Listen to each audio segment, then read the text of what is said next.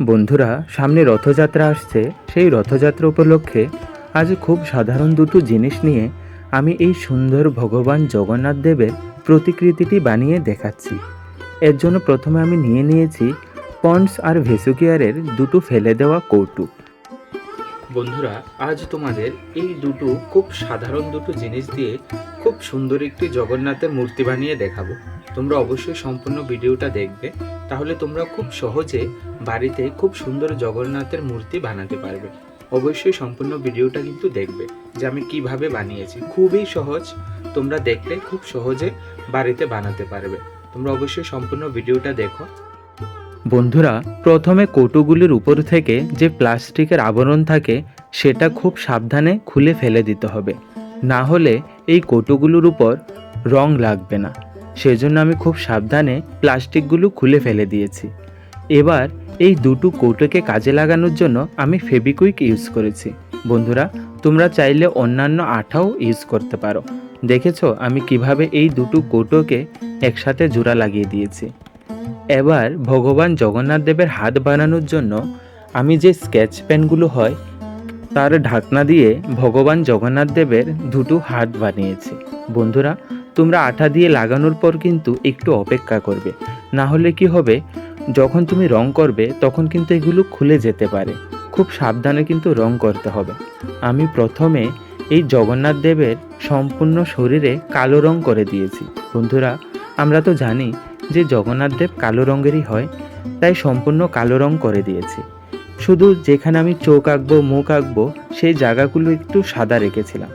এখন আবার সাদা রং দিয়ে সেই জায়গাগুলো খুব সুন্দরভাবে ডিটেইল করে নিয়েছি। আমরা বিভিন্ন ছবিতে বিভিন্ন রকমভাবে জগন্নাথ দেবের চোখ মুখ দেখতে পাই। আমি আমার মতো করে ভগবান জগন্নাথ দেবের চোখ এবং মুখ এঁকেছি।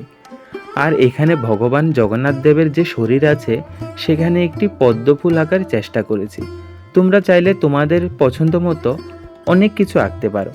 আমার কাছে পদ্মফুলটা খুব পছন্দের, সেই জন্য আমি ভগবান জগন্নাথ দেবের বুকে অর্থাৎ হৃদয়ে পদ্মফুল আঁকার চেষ্টা করেছি।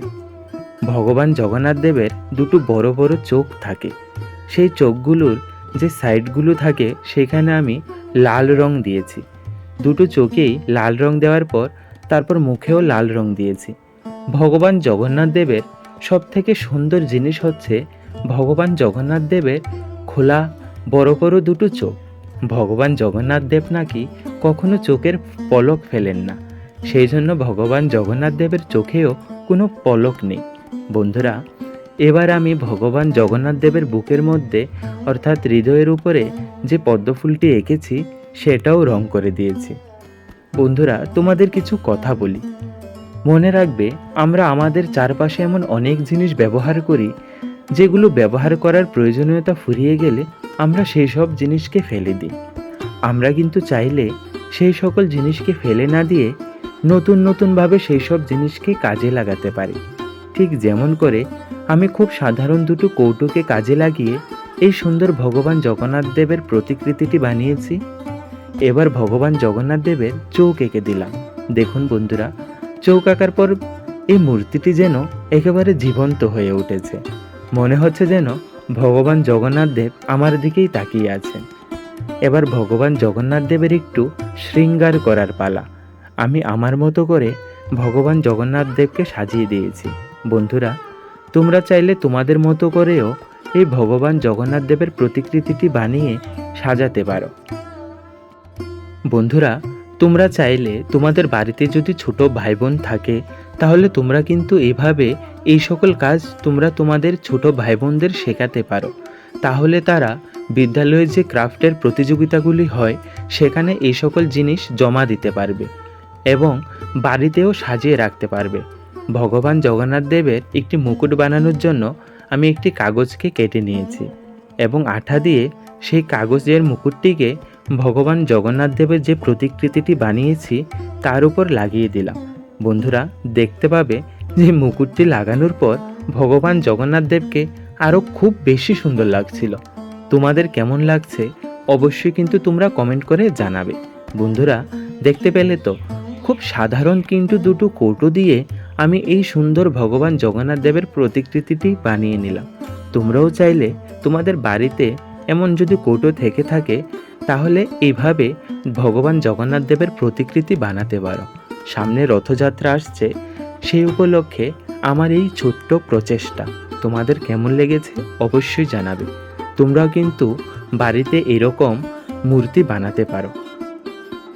বন্ধুরা, বলা হয় একমাত্র ভগবান জগন্নাথ দেবই নাকি আছেন যিনি ভক্তদের সাথে দেখা করার জন্য মন্দির থেকে বের হন এবং ভক্তদের কাঁধে চড়েই পরিভ্রমণ করেন।